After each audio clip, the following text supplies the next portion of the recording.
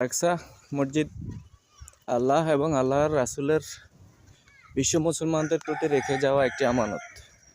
এই আমানত রক্ষার দায়িত্ব আমাদের বিশ্বের সকল মুসলমানদের। অথচ আমাদের ফিলিস্তিনি নিরীহ ভাই বোনরা লড়ে যাচ্ছে নির্বিকার, প্রাণ দিচ্ছে, রক্ত দিচ্ছে, অথচ বিশ্বে কোনো মুসলিম নেতার কোনো ধরনের প্রতিক্রিয়া দেখা যাচ্ছে না।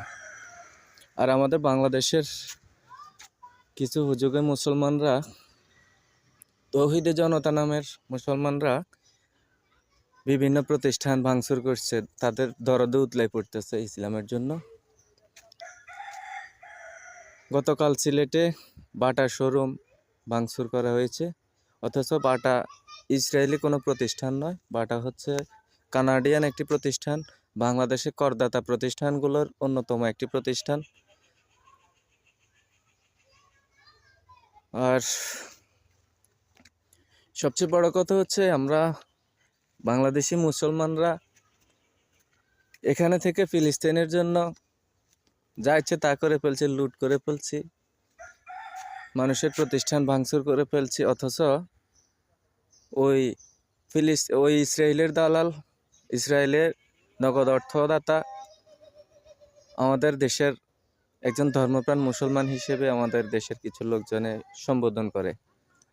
আপনারা আগে ঘরের ইয়ে ঠিক করেন, তারপরে ইসলামের জন্য কথা বলবেন, ঠিক আছে?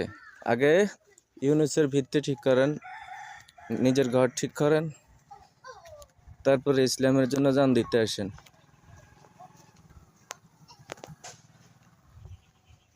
আমাদের শুধু শুধু দরদে উতলাই পড়তেছে, নাকি আপনারা জাতে মাতাল? তাহলে ঠিক শুধু আপনার ইসরায়েলের দালাল শুধু ইউনুসরে কোলে বসায় আব্বা আব্বা ডাকবেন, আর এই ফাঁকে ফিলিস্তিনের জন্য আপনারা জীবন দিবেন।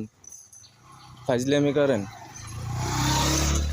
ফাজলামির কতগুলো মোড তো আছে, লিমিট আছে, ঠিক আছে? আপনারা লিমিটটাও ক্রস করে ফেলতেছেন, ঠিক আছে? ধন্যবাদ। আকসা মসজিদ আল্লাহ এবং আল্লাহর রাসূলের বিশ্ব মুসলমানদের প্রতি রেখে যাওয়া একটি আমানত। এই আমানত রক্ষার দায়িত্ব আমাদের বিশ্বের সকল মুসলমানদের। অথচ আমাদের ফিলিস্তিনি নিরীহ ভাই বোনরা লড়ে যাচ্ছে নির্বিকার,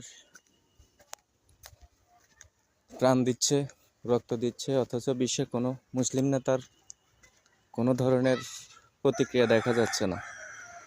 আর আমাদের বাংলাদেশের